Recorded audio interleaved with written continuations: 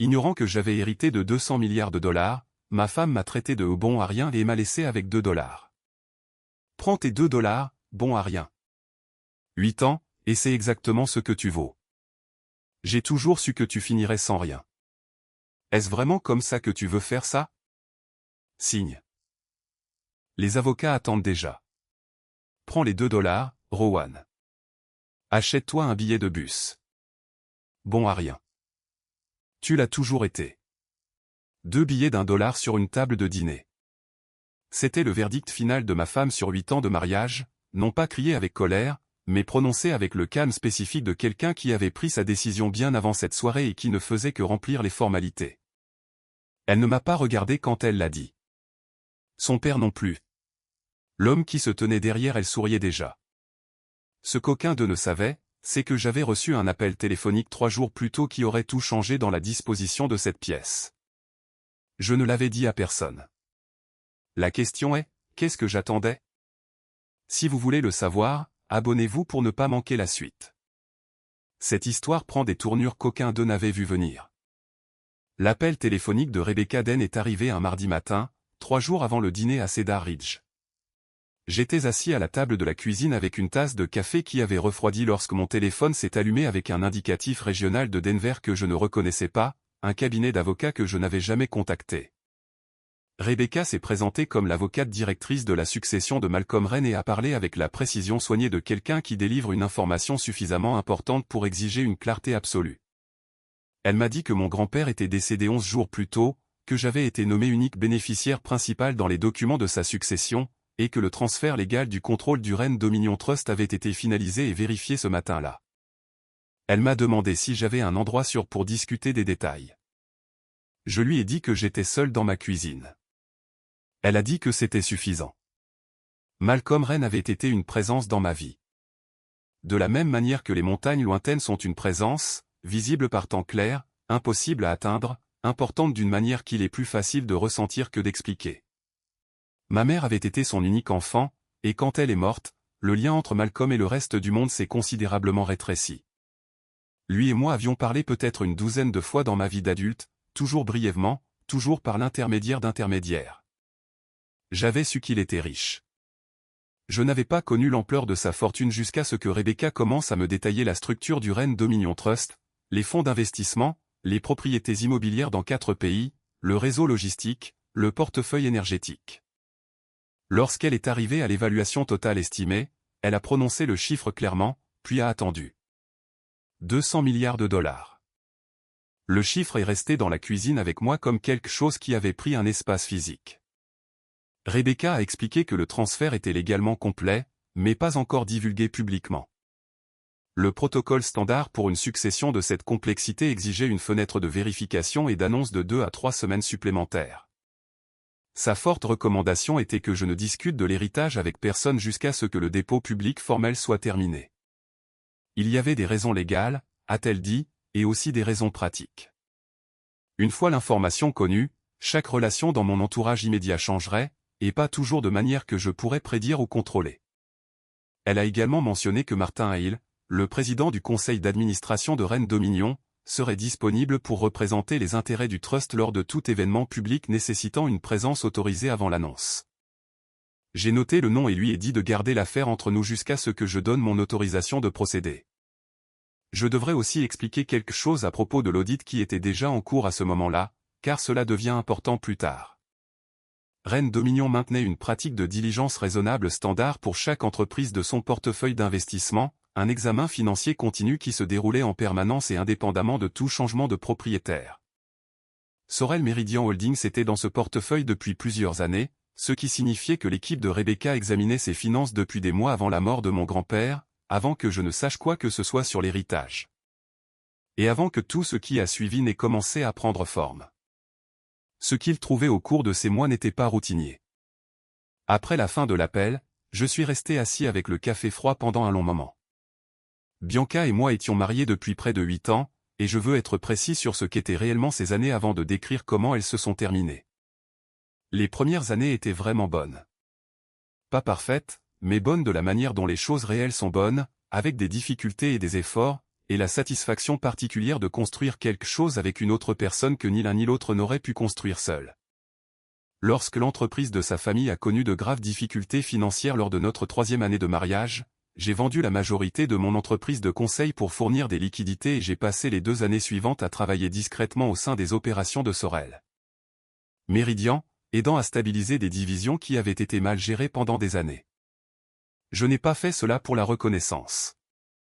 Je l'ai fait parce qu'elle était ma femme et que sa famille avait des problèmes, et c'était ce que la situation exigeait. La reconnaissance n'est de toute façon pas venue. Ce qui est venu à la place, progressivement puis avec une clarté croissante, c'était l'évaluation persistante de Gordon Sorel selon laquelle j'étais un homme aux réalisations limitées vivant à côté d'une famille qui avait construit quelque chose de réel. Le fait que j'ai aidé à préserver ce qu'ils avaient construit n'était apparemment pas lisible sous la forme que Gordon appréciait, un titre, une entreprise, une présence publique dans les cercles qu'il considérait comme importants. Je n'avais plus rien de tout cela parce que je l'avais échangé pour aider sa famille. Cet échange était devenu invisible avec le temps, et j'avais laissé faire, ce qui était l'une des choses auxquelles je réfléchissais dans les mois précédant Cedar Ridge. Corbin Keane était arrivé dans l'orbite professionnelle de Bianca environ 18 mois avant ce dîner. J'étais le directeur stratégique chez Sorel Meridian. Raffiné, bien connecté, parlant couramment exactement le langage que Gordon Sorel appréciait le plus. Il n'avait jamais été ouvertement hostile envers moi, mais il y avait une texture dans ses interactions avec moi que je reconnaissais, la courtoisie d'un homme qui a déjà rendu son verdict et qui gère simplement la période intermédiaire avant qu'il ne devienne officiel. Au cours de ces 18 mois, je l'avais regardé travailler sur Bianca avec la patience de quelqu'un qui comprend qu'une pression soutenue appliquée au bon point finit par produire la forme visée. Il lui posait des questions sur ses ambitions. Il faisait remarquer nonchalamment et à plusieurs reprises que les personnes du niveau qu'elle était capable d'atteindre avaient tendance à avoir des partenaires qui correspondaient à leur trajectoire. Il lui faisait sentir que son malaise croissant à mon égard n'était pas un échec personnel, mais une clarté à laquelle elle était enfin parvenue. Bianca et moi parlions moins. Elle supprimait des fils de discussion et assistait à des réunions de la famille Sorel qu'elle n'avait pas mentionnées. J'avais observé ces changements s'accumuler et je me disais qu'ils étaient temporaires, que le mariage avait déjà traversé des périodes difficiles, que la patience était la réponse appropriée. Au moment où j'ai trouvé les messages supprimés et compris leur contenu, j'attendais déjà depuis trop longtemps que quelque chose se corrige de lui-même, ce qui n'allait pas arriver. 3 jours après l'appel de Rebecca, Bianca m'a demandé de venir à Cedar Ridge pour ce qu'elle a décrit comme un dîner d'anniversaire et une chance de repartir à zéro. J'y suis allé parce que j'avais besoin de voir quelle était réellement la situation avant de prendre une décision. Pas pour la surprendre en flagrant délit, pas pour organiser une confrontation, mais parce que j'ai appris au cours d'une carrière bâtie sur la prise de décision avec des informations incomplètes que les seules décisions qui valent la peine d'être prises sont celles prises avec des informations complètes. La maison de Cedar Ridge annonçait l'argent sans s'en excuser. De la pierre et du verre encastrés dans la colline du Colorado, une vue qui vous donnait brièvement l'impression d'être retiré de la cause et de l'effet ordinaire. Bianca s'y déplaçait avec l'aisance de quelqu'un qui avait en partie construit son identité autour des espaces qu'elle était à l'aise d'occuper. Gordon tenait déjà un verre près de la cheminée, entouré des personnes qui se rassemblaient autour de lui lors de ces événements, parce que son approbation avait une valeur professionnelle pour elle. Corbin était près de la fenêtre avec un verre à la main, positionné assez près de Bianca pour que sa proximité paraisse tout à fait naturelle. À un moment donné pendant la première heure, j'ai entendu Corbin dire au groupe près de lui, avec l'aisance d'un homme partageant une sagesse reçue, la chose la plus intelligente que l'on puisse faire est de savoir exactement quand partir et d'avoir tout préparé avant de le faire. Les gens autour de lui ont hoché la tête. Quelqu'un a ri. Il parlait de stratégie d'entreprise, ou du moins c'est ainsi que la phrase était conçue pour sonner. Je l'ai noté sans commentaire. Le dîner a basculé lorsque Bianca a décidé de le faire basculer. Elle a attendu que la table se soit installée dans la décontraction confortable d'un 3e verre de vin, puis elle a dit d'une voix qui avait été bien préparée à l'avance qu'elle pensait qu'il était temps d'être honnête sur la situation. Elle a dit qu'elle était malheureuse depuis longtemps. Elle a dit qu'elle avait donné au mariage toutes les chances qu'elle était disposée à lui donner. Quand j'ai demandé si Corbin faisait partie des raisons pour lesquelles elle était arrivée à cette conclusion, elle ne l'a pas nié. Ce qu'elle a dit à la place, c'est que l'état de notre mariage était entièrement le produit de mon incapacité à devenir le genre de personne dont elle avait besoin à ses côtés. Elle a dit que je n'avais jamais rien construit de durable. Puis elle a fouillé dans sa pochette, en a sorti 2 billets d'1 $ et les a posés sur la table devant moi. Voilà à quoi se résume 8 ans avec toi, a-t-elle dit. Bon à rien. Gordon n'est pas intervenu. Il a regardé avec l'expression d'un homme qui attendait ce résultat et qui était soulagé qu'il se produise enfin. Un membre du personnel de sécurité est apparu au bord de la pièce et Gordon lui a ordonné d'apporter mon sac de la chambre d'amis et de me raccompagner. Corbin a regardé la scène avec la neutralité soigneusement gérée de quelqu'un qui a gagné quelque chose et qui choisit de ne pas le montrer. Je me suis levé, j'ai ramassé les billets de 2 $, non pas parce que je les voulais, mais parce que j'avais déjà compris ce qu'ils allaient devenir, et je suis sorti par la porte d'entrée de la propriété de Cedar Ridge avec mon sac dans une main et mon téléphone dans l'autre. Dehors, dans l'air froid du Colorado, j'ai appelé Rebecca Den. Elle a répondu à la deuxième sonnerie. J'ai demandé si le transfert de contrôle du Ren Dominion Trust était entièrement terminé. Elle a confirmé qu'il avait été finalisé à 6 heures ce matin-là. Je lui ai dit que l'audit de Sorel Meridian devait se poursuivre discrètement et que j'avais besoin de comprendre exactement ce qui se passait à l'intérieur de cette entreprise avant de prendre une décision concernant l'investissement de 6,4 milliards de dollars qu'ils attendaient. Rebecca a demandé si je voulais suspendre le décaissement en attente. J'ai regardé les fenêtres éclairées de la maison de Cedar Ridge. Quelque part à l'intérieur, Bianca acceptait probablement quelque chose qui ressemblait à un soulagement. J'ai dit, pas encore, mais gardez tout prêt. Le premier message de Bianca est arrivé le matin après Cedar Ridge, à 7h43. Ce n'était pas des excuses. C'était une liste d'instructions, le nom de son avocat, le calendrier qu'elle attendait pour la procédure de divorce, une demande de confirmation que je n'avais aucune réclamation contre les actifs de la famille Sorel. Et un rappel que l'accord prénuptial qu'elle m'avait demandé de signer avant notre mariage avait été spécifiquement conçu pour protéger les avoirs de sa famille en cas de dissolution. Elle l'a signé de son nom complet, de la manière dont les gens signent les documents qu'ils veulent voir pris au sérieux. Corbin a appelé 2 heures plus tard. Il ne s'est pas embarrassé de préambule. Il a dit que Bianca avait pris sa décision, que prolonger le processus ne ferait que rendre les choses plus difficiles pour tout le monde et que la solution la plus propre pour un homme dans ma position était de signer rapidement et d'aller de l'avant. Il a utilisé l'expression d'un homme dans ma position avec l'insistance particulière de quelqu'un qui considère l'expression comme allant de soi. Je lui ai dit que j'examinerais les documents quand je serais prêt. Il a dit qu'il espérait que je comprenais que Bianca avait choisi quelqu'un qui pouvait réellement subvenir à son avenir. Je l'ai remercié pour son temps et j'ai mis fin à l'appel. Ce que j'ai remarqué dans les deux conversations, c'est la confiance spécifique des personnes qui croient que le résultat est déjà déterminé et qui attendent simplement que les étapes administratives se terminent. Cette confiance avait une texture. La texture des personnes qui avaient préparé leur position avec soin et ne s'attendaient pas à rencontrer une résistance significative. J'ai classé cette observation avec tout le reste de ce que je classais sur Corbin Keane. L'équipe d'audit de Rebecca travaillait sur les finances de Sorel Meridian depuis des mois dans le cadre du processus d'examen de portefeuille standard de Ren Dominion, une pratique que Malcolm avait mise en place des années auparavant et maintenue indépendamment des changements de propriétaire. Ce qu'il trouvait dans ces registres était plus structuré que la détérioration normale d'une entreprise mal gérée. Sur 19 mois, des sommes importantes avaient transité par une série d'entités intermédiaires dont les noms ressemblaient à des sociétés de conseil et de logistique légitimes, mais qui n'avaient aucun historique opérationnel vérifiable. Le nom de Corbin apparaissait dans la chaîne d'autorisation de plusieurs des plus gros transferts. La signature de Gordon Sorel apparaissait sur des approbations de fournisseurs qui avaient permis à ces transferts d'être traités sans déclencher les alertes de contrôle interne, des approbations pour des entreprises qui n'existaient pas au sens propre du terme. L'implication n'était pas subtile. Si le décaissement de l'investissement de 6,4 milliards de dollars se déroulait comme prévu, le capital entrant serait suffisamment important pour stabiliser temporairement le bilan de Sorel Meridian et rendre les irrégularités internes beaucoup plus difficiles à détecter dans le bruit d'une recapitalisation majeure. Corbin aurait une couverture. La piste d'audit que l'équipe de Rebecca assemblait soigneusement deviendrait considérablement plus difficile à reconstituer après le remaniement des comptes. La fenêtre de responsabilité n'était pas infinie, et Corbin semblait le comprendre mieux que quiconque. Le grand événement de la maison a été annoncé en interne environ une semaine après Cedar Ridge, un gala célébrant officiellement la nouvelle direction stratégique de Sorel Meridian, programmé pour coïncider avec l'annonce de l'investissement attendu. Le nom de Bianca figurait sur le comité d'organisation.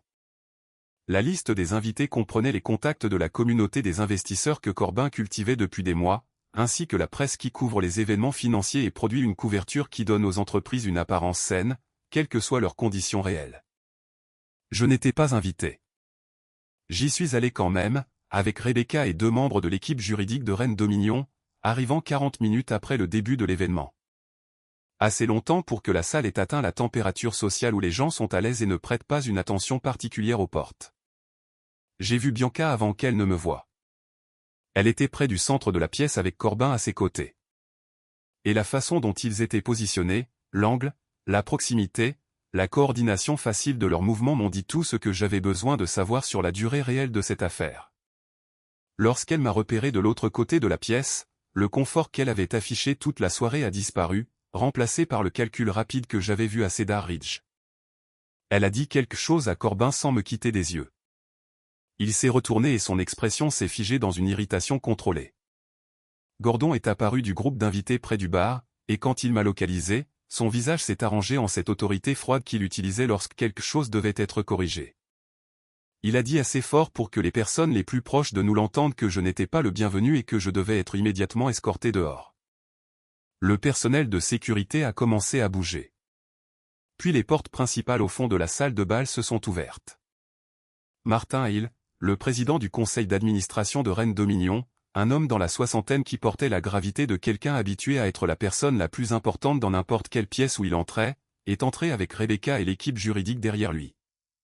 Il a traversé la pièce sans saluer personne qui n'était pas pertinent pour son objectif, est venu directement là où je me tenais et a dit d'une voix calibrée pour être entendu par les personnes immédiatement autour de nous, « Monsieur Kessler, le conseil est prêt quand vous le serez. » Le personnel de sécurité s'est arrêté. L'écran de présentation derrière la scène de l'événement a changé. La nouvelle diapositive montrait un diagramme de propriété de fonds. Rennes-Dominion Trust en haut, ses véhicules d'investissement filiales en dessous, et à la position de contrôle, en texte clair qui ne laissait aucune place à l'interprétation, Rowan Kessler, bénéficiaire contrôlant. La salle est devenue silencieuse par section à mesure que l'information se propageait dans la foule, de la manière dont une information vraiment surprenante se déplace, non pas comme une rumeur, mais comme une reconfiguration visible de la compréhension. Bianca a regardé l'écran, puis moi, puis à nouveau l'écran.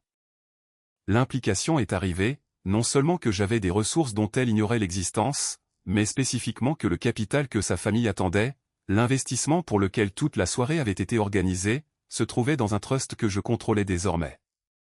L'homme que son père venait d'ordonner à la sécurité de faire sortir du bâtiment était la seule personne dans cette pièce qui pouvait signer l'approbation du décaissement.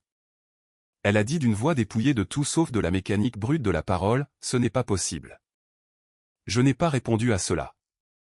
Ce que j'ai dit à Martin et à la salle en général, c'est que l'audit de Rennes-Dominion sur les finances de Sorel Méridian n'était pas encore terminé et qu'aucune décision de décaissement ne serait prise avant qu'il ne le soit.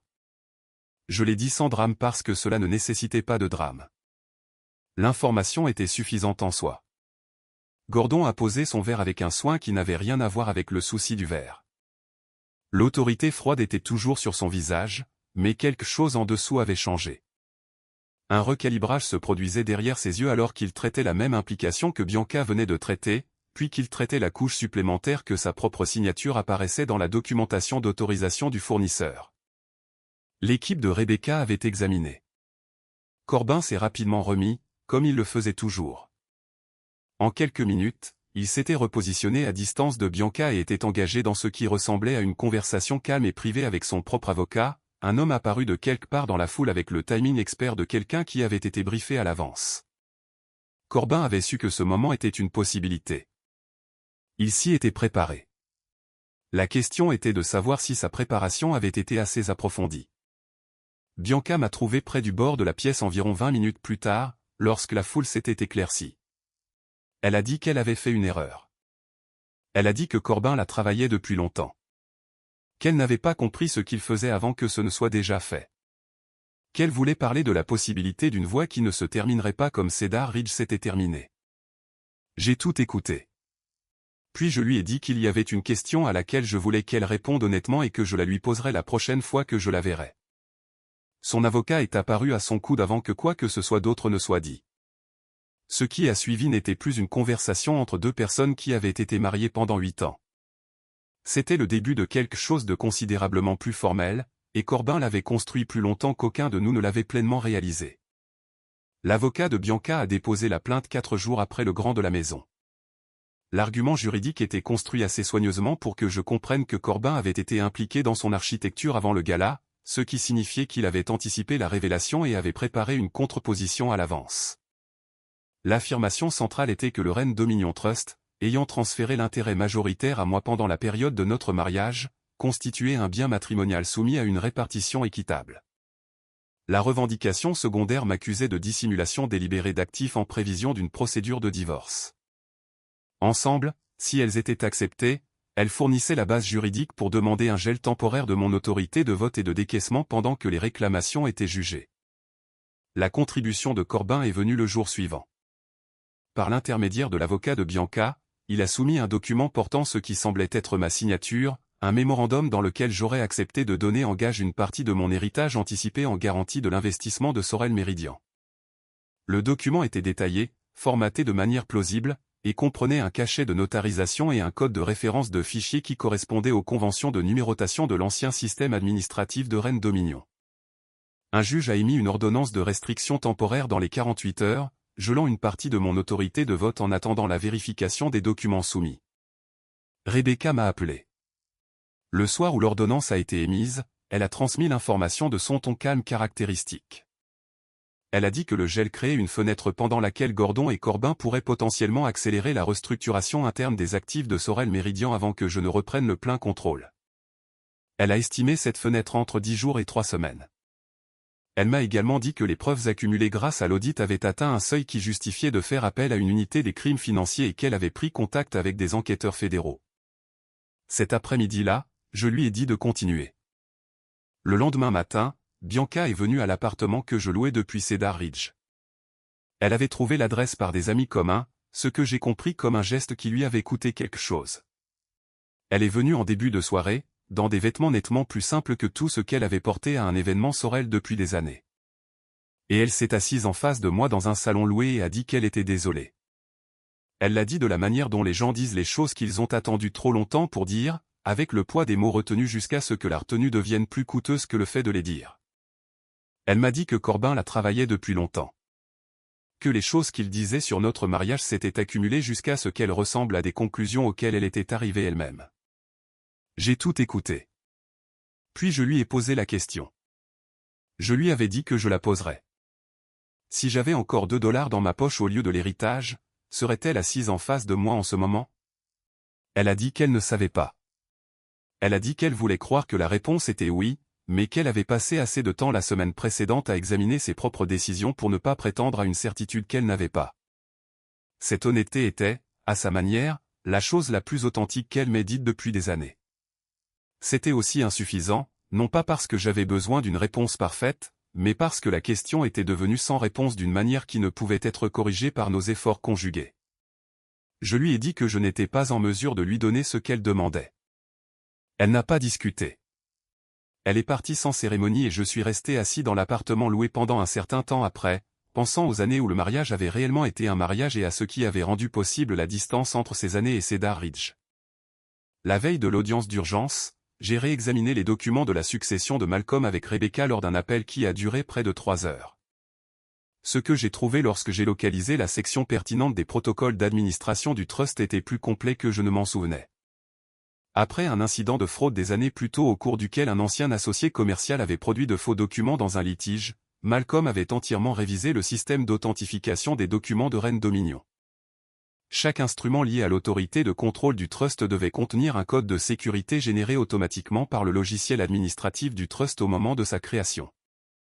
Le code était horodaté, enregistré indépendamment sur un serveur auquel aucune partie externe n'avait accès, et ne pouvait pas être répliqué manuellement car l'algorithme de génération changeait de manière continue. C'était un système construit par un homme qui avait été trompé une fois et avait décidé qu'il ne le serait pas de la même manière à nouveau. J'ai demandé à Rebecca de vérifier le code sur le document que Corbin avait soumis. Le résultat est revenu en moins de 2 heures. Le code de sécurité intégré dans le document avait été généré 23 jours après la date imprimée sur l'entête du mémorandum. Le document n'aurait pas pu exister à la date qu'il prétendait. L'équipe de Rebecca a ensuite extrait les journaux d'accès au serveur pour la période où le code avait réellement été généré. Corbin avait obtenu des identifiants d'accès limités par le biais de la relation de fournisseur existante de Sorel Meridian avec Ren Dominion. Une connectivité qui avait été établie lors d'un processus de diligence raisonnable antérieur et qui n'avait pas été entièrement fermée à la fin de l'examen. Il avait utilisé ces identifiants avec soin, n'accédant qu'aux fichiers de modèles administratifs dont il avait besoin lors d'une session qui a duré moins de 20 minutes. Il avait cru que l'accès n'était pas enregistré. La révision post-fraude de Malcolm avait inclus un enregistrement complet des sessions. Ce n'était pas le cas. Le cachet de notarisation sur le document, lorsqu'il a été examiné, appartenait à une entreprise qui avait cessé ses activités 14 mois avant la date imprimée sur le mémorandum. Ce détail était accessible à quiconque vérifiait. Personne du côté de Corbin n'avait apparemment vérifié, ou n'avait considéré qu'il était peu probable que quelqu'un le fasse. La deuxième pièce qui a émergé de l'audit plus approfondi était une série de décaissements que Gordon Sorel avait personnellement autorisés à une entité fournisseur qui ne correspondait à aucun prestataire de service légitime. Les courriels d'autorisation faisaient référence à la relation avec le fournisseur en des termes qui montraient clairement que Gordon comprenait ce que l'entité n'était pas, ce qui signifiait qu'il ne s'agissait pas d'un dirigeant approuvant des documents de routine sans examen. C'était le cas d'un homme qui savait ce qu'il approuvait et qui avait calculé que le risque était gérable. L'audience d'urgence s'est réunie un jeudi matin. Corbin est arrivé avec 2 avocats et l'attitude d'un homme qui s'est préparé de manière approfondie et qui croit que la préparation est suffisante. Gordon était présent dans la galerie, assis à distance de la table des défendeurs. Son conseiller juridique lui avait conseillé de se tenir à l'écart des procédures formelles tant que la situation restait fluide. 2 agents fédéraux de l'unité des crimes financiers étaient postés près des portes de la salle d'audience, ce que Rebecca avait coordonné à l'avance et dont j'étais au courant depuis la veille. Rebecca a présenté les conclusions de l'expertise dans un ordre qui les rendait les plus difficiles à contester individuellement. L'analyse du code de sécurité est venue en premier, la démonstration technique que le document n'aurait pas pu être créé à sa date déclarée. Les journaux d'accès au serveur sont venus ensuite, établissant que les identifiants de Corbin avaient été utilisés pour accéder aux fichiers modèles à partir desquels la fabrication a été construite. Son avocat principal s'est opposé à la chaîne de possession des données du journal. Rebecca avait anticipé l'objection et avait préparé la documentation de certification. Le juge a levé l'ordonnance de restriction temporaire avant midi. Lorsque la décision a été lue, le sang-froid de Corbin a produit son premier moment d'honnêteté. Il a regardé vers la sortie de la salle d'audience, un bref regard involontaire, du genre qui se produit avant que le contrôle de soi d'une personne ne rattrape son instinct. Son regard s'est déplacé vers les agents fédéraux près de la porte, puis est revenu vers l'avant de la salle d'audience, puis vers la table en face de lui. Il avait dit à Cedar Ridge que la chose la plus intelligente que l'on puisse faire est de savoir exactement quand partir et d'avoir tout préparé avant de le faire. Il n'était pas parti avant que tout ne soit prêt. Il était resté trop longtemps, avait contrôlé trop de variables et avait fabriqué un document en utilisant un système dont il ne connaissait pas l'enregistrement. Gordon, dans la galerie, a enlevé sa montre à un moment donné pendant la lecture de la décision. Il l'a tenue un instant, l'a regardée et l'a posée sur le siège à côté de lui. Il ne l'a pas remise. Il est resté assis sans elle pendant le reste de la procédure. Et lorsque l'audience s'est terminée, il est sorti sans parler à personne. Ni à ses avocats, ni à Corbin, ni à personne qui a essayé de l'approcher près de la sortie. L'homme qui avait passé des années à se déplacer dans des pièces comme si elles lui appartenaient est sorti de cette salle d'audience comme quelqu'un qui venait de comprendre à un niveau fondamental qu'elle ne lui appartenait pas.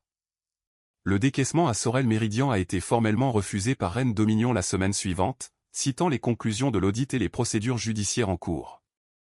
Les relations bancaires de l'entreprise sont entrées dans un processus d'examen qui prendrait des mois à résoudre. L'apparence de stabilité que Gordon avait maintenue pendant des années n'a pas survécu à la combinaison des événements, et les conséquences de cet effondrement appartenaient entièrement aux décisions qu'il avait créées. Les réclamations légales de Bianca ont été retirées après que l'accord prénuptial qu'elle m'avait demandé de signer avant notre mariage a été soumis dans son intégralité au tribunal. La clause pertinente était précise et sans ambiguïté. Tout héritage reçu par l'une ou l'autre des parties pendant le mariage, quel que soit le moment, restait la propriété séparée du conjoint bénéficiaire. Elle avait rédigé cette clause elle-même par l'intermédiaire des avocats de sa famille, spécifiquement pour protéger les actifs de Sorel de toute réclamation que je pourrais faire en cas de dissolution. Elle protégeait l'héritage de ces réclamations avec une complétude égale. L'accord qu'elle avait conçu pour m'empêcher de prendre quoi que ce soit à sa famille avait rendu légalement impossible pour elle de me prendre quoi que ce soit. Plusieurs mois plus tard, après la finalisation du divorce, Bianca a demandé à me rencontrer. Elle a choisi un café dans un quartier. Aucun de nous n'avait d'histoire particulière avec un lieu neutre, ce que j'ai compris comme un geste de considération. Elle est venue sans avocat, sans Corbin, sans personne. Elle ressemblait à quelqu'un qui avait passé plusieurs mois à vivre avec les conséquences d'une longue série de décisions et qui avait cessé d'essayer de ressembler à autre chose que cela. Elle a dit, « Je ne savais pas qui tu étais. » Je lui ai dit que ce n'était pas exact. Elle avait su exactement qui j'étais quand elle croyait que je n'avais rien. Cette version de moi avait été réelle et disponible pour elle pendant toute la durée de notre mariage. L'héritage n'avait pas changé qui j'étais. Il avait changé ce qu'elle pensait pouvoir voir. Quand elle me regardait, ce qui était un problème entièrement différent, et que ni l'un ni l'autre ne pouvait résoudre en essayant à nouveau. Elle a demandé s'il y avait une version des choses où nous essayions à nouveau. Je lui ai dit que la question avec laquelle elle devait vraiment rester n'était pas à propos de moi ou de nous. C'était à propos de la longue période intermédiaire, passée d'Ar Ridge, qui était la fin de quelque chose, mais les années précédentes, quand le mépris s'était accumulé, et qu'elle l'avait laissé s'accumuler parce qu'examiner d'où il venait semblait plus difficile que de l'accepter. C'était la question qui la suivrait, peu importe ce qui se passerait ensuite entre nous deux. Elle n'a pas répondu. Je ne m'y attendais pas. Avant de partir, j'ai sorti les billets de $2 de la poche de ma veste et je les ai posés sur la table entre nous. Je les avais portés depuis Cedar Ridge, non pas comme un rappel de l'humiliation, mais parce qu'ils étaient un enregistrement d'un moment qui avait été réel, et j'avais besoin de le garder réel jusqu'à ce que je comprenne ce que j'allais faire de tout ce qui en avait découlé. Bianca les a regardés pendant un long moment. J'ai dit, je n'en ai plus besoin. Puis je suis sorti dans un après-midi ordinaire, je suis monté dans une voiture qui attendait et je n'ai pensé à rien de particulier pendant un moment. Un an plus tard, Reine Dominion a créé un programme de redressement pour petites entreprises financé par une partie des revenus annuels du Trust, un capital destiné aux fondateurs avec des finances transparentes et des modèles viables qui manquaient de temps. J'ai personnellement assisté à plusieurs des premières présentations de fondateurs. L'une d'entre elles était une femme d'une trentaine d'années qui dirigeait une entreprise d'emballage durable depuis un entrepôt du Colorado, dont les mains tremblaient lorsqu'elle présentait ses chiffres et qui a cessé de trembler lorsqu'elle a réalisé qu'on l'écoutait plutôt qu'on ne l'évaluait. Je ne lui ai pas dit qui j'étais. J'ai juste écouté jusqu'à ce qu'elle ait fini. Si quelque chose dans cette histoire vous a touché, c'est probablement la partie qui n'a rien à voir avec 200 milliards de dollars. C'est la partie sur ce que les gens vous montrent quand ils pensent que vous n'avez plus rien à offrir, et à quel point ce moment révèle clairement ce qui était réellement là depuis le début. L'argent dans cette histoire est réel à l'intérieur de l'histoire, mais la dynamique qu'il expose n'est pas rare. La plupart d'entre nous ont connu une version du fait d'être sous-estimés par quelqu'un qui aurait dû mieux savoir. La question est de savoir ce que vous faites avec cette information une fois que vous l'avez.